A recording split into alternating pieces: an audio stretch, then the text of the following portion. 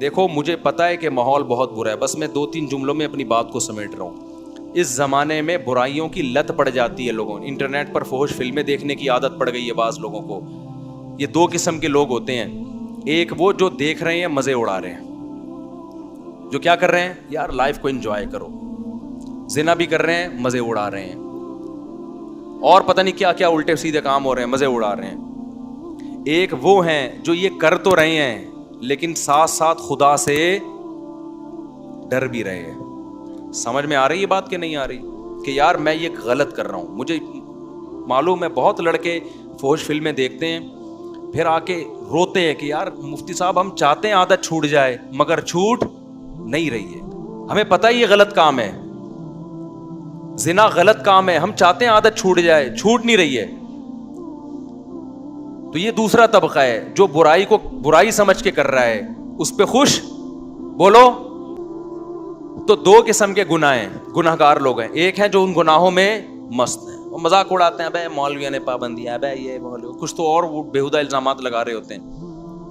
دوسرا وہ گناہ گار ہے جو گناہ کر رہا ہے لیکن اس کو احساس ہے کہ یہ اچھا کام بولو نہیں, اس کو احساس ہے کہ میں غلط کر رہا ہوں, اور اس احساس اتنا کہ وہ چاہتا ہے کہ میں چھوڑ دوں وہ چاہتا ہے کہ میں چھوڑ دوں. تو اس کے لیے بھی اللہ کی طرف سے رحمت ہے کہ جو چاہتا ہے نا, چاہنے میں سیریس ہو, وہ ٹوپی ڈرامے والا چاہنا نہ ہو.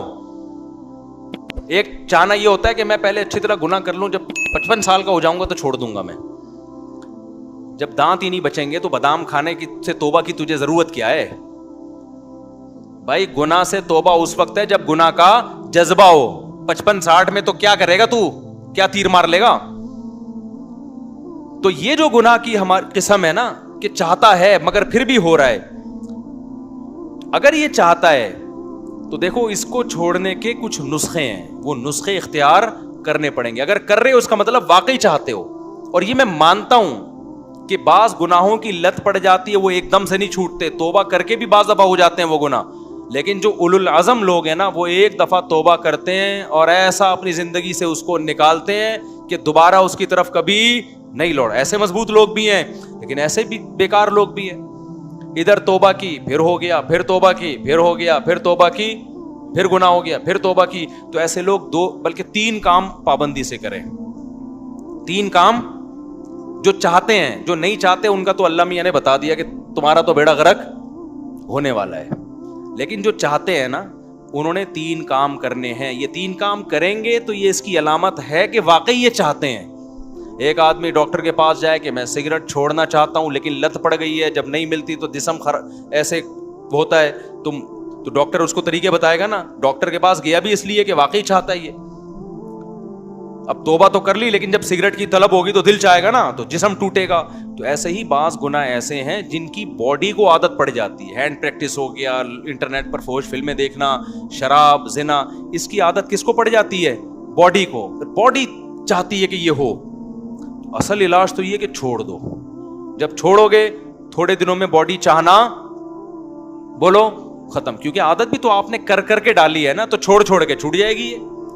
لیکن اگر پھر بھی ہو رہا ہے گناہ تو 3 کام پابندی سے کرو اگر گناہوں کی لت پڑ گئی ہے. پہلا کام کیا کرنا ہے؟ جب بھی ہو جائے توبہ لازمی کرنی ہے, اس پہ اطمینان کر کے بیٹھ نہیں جانا کہ اب ہو گیا تو چلو یار اب تو ہو گیا. اب ایسا ہے کہ 25-30 مرتبہ اور کر لیں تو پھر دیکھیں گے کیا کرنا ہے ہم نے. سمجھ میں آ رہی ہے بات کہ نہیں آ رہی؟ ہو گیا تو فوراً کیا کرنا ہے؟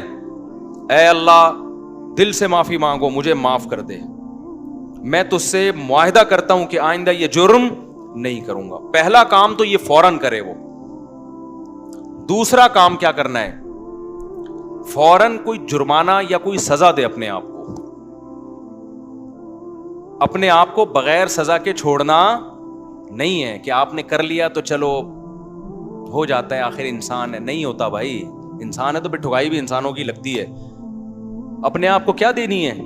ایسی سزا دینی ہے کہ دوبارہ گناہ ہوتے ہوئے انسان کو وہ سزا کا تصور آئے کہ بیٹا یہ گناہ فری کا نہیں ہے, اس کی تجھے بھاری قیمت دینی پڑے گی. وہ سزا ہر ایک کے لحاظ سے مختلف ہوتی ہے. جرمانہ بھی ہو سکتا ہے, روزہ بھی ہو سکتا ہے, نفلی نمازوں کی پابندی بھی, ہر وہ کام جس میں دل کو تکلیف ہو, وہ سزا نہ اتنی بھاری ہو کہ دی نہ جائے اپنے آپ کو, نہ اتنی ہلکی ہو کہ اس سے آپ کو تنبیہ ہی نہ ہو. بات آ رہی ہے سمجھ میں کہ نہیں آ رہی؟ بعض لوگوں کے لیے ایک روزہ رکھنا بھی بہت مشکل ہے, تو وہ سزا میں ایک روزہ ہی رکھ لیں کہ جب گناہ ہوگا اگلے دن ایک روزہ لازمی رکھنا ہے. اور بعض لوگوں کے لیے 10 روزے رکھنا بھی کوئی مشکل, بولو نا, تو 10 روزے سزا میں رکھیں. بعض لوگوں کے لیے گناہ کے بعد 1 لاکھ روپے صدقہ کرنا بھی کوئی مشکل نہیں ہے, کروڑوں کی آمدن ہے. بعض لوگوں کے لیے 100 روپے صدقہ کرنا بھی کیا ہے, مشکل ہے, تو وہ 100 روپے رکھ لیں.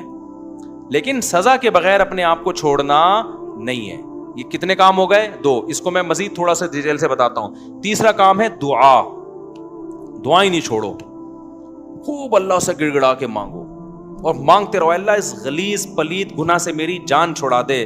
میں اقراری مجرم ہوں, باغی مجرم نہیں ہوں. میں ان لوگوں کی طرح نہیں ہوں جن کو جب آخرت سے ڈرایا جاتا ہے تو کہتے ہیں ہمیں کیا پتا قیامت ہے یا نہیں ہے. نہ میں مانتا ہوں ان الساعۃ لآتیۃ لا ریب فیہا, اے اللہ ایک دن قیامت آئے گی, تو مردوں کو زندہ کرے گا, اس گناہ پہ سزا دے گا, میں اقرار کرتا ہوں. تو اے اللہ مجھے تو اس گناہ سے بچنے کی توفیق دے دے, آسان کر دے میرے لیے اس گناہ سے بچنا. میں دعوے سے کہتا ہوں مانگتا رہے گا نا, انشاءاللہ یہ گناہ اس کی زندگی سے نکل جائے گا. بہت سے نوجوان آتے ہیں کہ ہم نے حج بھی کر لیا, ہم نے تبلیغ میں 4 مہینے بھی لگا لیے, پھر بھی گناہ نہیں چھوٹ رہا ہم سے. تو بھائی آپ کوشش میں لگے رہو گے, آہستہ آہستہ انشاءاللہ چھوٹ جائے. اگر کوشش نہیں کی نا, یہ 3 طریقے نہیں اختیار کیے, تو اس کا پتہ ہے نقصان کیا ہوگا؟ آج یہ گناہ کر رہے ہو نا, کل ایک قدم اس سے آگے ہوگا. یہ نہ سمجھو کہ آج یہ گناہ ہو رہا ہے تو یہاں یہ جو گورے ہومو سیکچولیٹی کو پھیلا رہے ہیں نا, کیوں؟ زنا کر چکے ہیں یہ, اب آگے کی طرف جا رہے ہیں یہ, اور کل ان میں محرم سے زنا بھی پروموٹ کریں گے یہ بہنوں سے, اور اللہ بچائے ایسے الفاظ لیتے ہوئے بھی ہمیں خدا کا سے ڈر لگتا ہے. یہ محرم رشتوں سے بھی زنا کو لیگل کریں گے کل, کیونکہ ان کے یہاں توبہ نہیں ہے. تو توبہ جب نہیں ہے تو ہر آنے والا دن برائی میں ایک اسٹیپ آگے ہوگا. تو یہ 3 کام جو گناہ کے عادی ہیں کریں گے کہ نہیں کریں گے؟ اس کا فائدہ کیا ہوگا؟ لوگ کہتے ہیں یار ہم تو توبہ بھی کرتے ہیں اور صدقہ بھی کر رہے ہیں, سزا بھی دے رہے ہیں, پھر بھی نہیں چھوٹ رہا. میں ان سے کہتا ہوں 2 کام تو ہو رہے ہیں نا. نمبر 1, اس سے زیادہ آگے کی طرف نہیں جا رہے. اگر یہ کام نہ کر رہے ہوتے تو پھر آگے جاتے. آگے تو اسٹاپ ہو گیا نا, اسی پہ بریک لگ گئی ہے. ایک فائدہ یہ ہوا. نمبر 2, دوسرا فائدہ یہ ہوا کہ اس گناہ کی وجہ سے جہاں برائیوں کے پلڑے میں برائی آئی ہے, تو وہ جو سزا کے طور پر صدقہ کر رہے ہو یا روزہ رکھ رہے ہو, تو ایک پلڑے میں نیکی بھی تو آ گئی نا. ابے کیا ہو گیا بھائی؟ جو خدا گناہ پہ سزا دیتا ہے وہ نیکیوں پہ جزا بھی تو دیتا ہے نا. تو وہ روزہ ضائع تھوڑی کرے گا تمہارا کہ جی چونکہ اس نے گناہ کر کے روزہ رکھا ہے تو روزہ گیا. نہ, جب وہ گناہ پہ سزا دے گا تو آپ اللہ سے کہو گے قیامت کے دن, اللہ جہاں میری ٹھکائی لگ رہی ہے تو وہ روزے کہاں گئے, اس کا بدلہ بھی تو چاہیے مجھے. تو نیکی پہ تو 10 ملتے ہیں اور گناہ پہ 1 ملتا ہے.